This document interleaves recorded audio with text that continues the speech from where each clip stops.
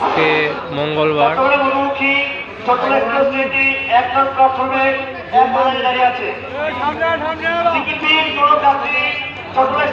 প্রবেশ করবেন না। যদি কোনো টিকিট পেয়ে যাত্রীকে চট্টগ্রাম ট্রেনে পাওয়া যায় তাকে ডাবল জরিমানা করা হবে। টিকিট পেয়ে কোনো যাত্রী চট্টগ্রাম ট্রেনে প্রবেশ করবেন না।